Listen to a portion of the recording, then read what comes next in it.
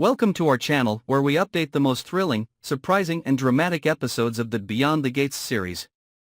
If you are a fan of suspenseful, mysterious and crime-themed stories, then you definitely cannot miss the latest developments surrounding Martin, a seemingly calm and upright character who is hiding a dark secret, causing the whole story to fall into a spiral of death. Let's explore with us the horrifying truth behind Kenneth's death, and why Martin is willing to kill again just to keep his crimes from being exposed. Martin never thought he would become a murderer. But when Kenneth begins to get too close to the secrets he has kept hidden for many years, when each layer of falsehood is at risk of being exposed, Martin understands that he has no other choice. Kenneth knows too much. And Kenneth's existence was the greatest threat to Martin's career, his reputation, and his future. On one fateful night, cold calculation replaced hesitation. He killed Kenneth not out of personal hatred, but because he needed to survive. He needed to control everything, including the lives of others. Kenneth's death was not a spontaneous outburst, but the result of a series of calculated and cold-blooded calculations. Martin thought he had succeeded. Kenneth's body disappeared silently. Without a trace. But Martin underestimated the world. An unexpected witness appeared. Not a stranger, not a random passerby, but someone close to him. Someone who had been so close to him, so close that he could see things that others could not. That person knew better than anyone. And while Martin was confident that everything was covered up perfectly, Kenneth's name once again echoed in whispers, suspicious glances, and even in nightmares that startled him in the middle of the night. Martin could not bear that feeling. He could not let anyone know his weakness. He could not let the sins of the past come to light. For him, Kenneth's death was a burden, but it was still manageable. If someone exposed the truth, Martin's entire life would collapse.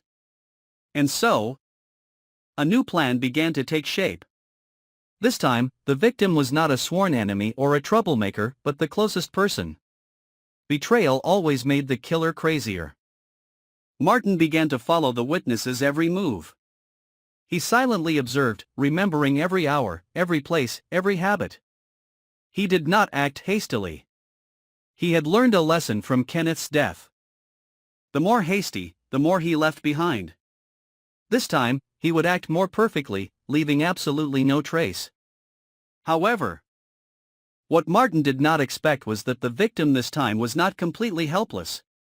This person had a hunch. He had begun to suspect Martin a long time ago. He had seen his strange eyes in meetings, had felt a chill run down his spine every time they faced each other. And they began to quietly investigate, following every small detail related to Kenneth's death. No one expected that Martin, who always appeared calm and thoughtful, was the one behind a murder. But suspicion still crept in. Martin felt it. He became more and more paranoid, out of control. His mind was no longer his own. He began to imagine Kenneth appearing in the dark corner. Began to hear footsteps echoing off the floor, began to see a familiar figure every time he looked in the mirror. But it wasn't Kenneth returning, it was his conscience that was going crazy. And Martin knew, if he didn't act now, it would all be over. The fateful day was carefully chosen. He made sure there were no witnesses, no cameras, no one to notice. The ideal time. The ideal space. And he prepared everything, from an alibi, to the tools of the crime, to how to deal with the aftermath. As the witness stood there, unaware that he was the target, Martin approached like a friend. But inside, he had no more emotions. Everything was cold and lifeless. The stab came not from hatred, but from fear. Once again, blood was spilled. Once again, Martin stood beside the corpse he had created. But this time, he did not feel safe. He felt empty. And more frighteningly, he began to feel less human. Martin didn't know that his actions would leave an indelible mark on him this time, not on the bodies of his victims, but on the minds of those around him. A few people had begun to notice changes in his behavior, longer pauses, averted glances, sudden outbursts. A former employee, a once familiar neighbor. a once trusted friend, all began to piece together the unusual patterns. They had no evidence, but they had suspicions. And suspicion was the first thing that opened the door to truth. Martin now lived in a closed circle of his own, surrounded by fear, obsession, and paranoia. He no longer trusted anyone, no longer slept soundly. No longer felt safe despite triple locking his doors. He began to suspect everything: wiretapped phones, hidden cameras in his house, monitored emails.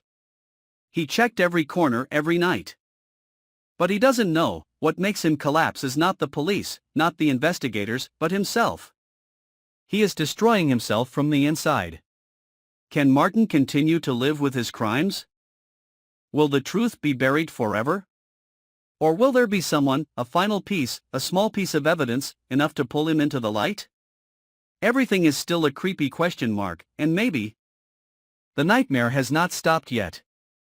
If you find it interesting and want to continue following the latest developments surrounding Martin and the bloody secret he is trying to hide, please click follow and subscribe to our channel today. There are many more tense and shocking details waiting for you in the next parts. Don't miss it.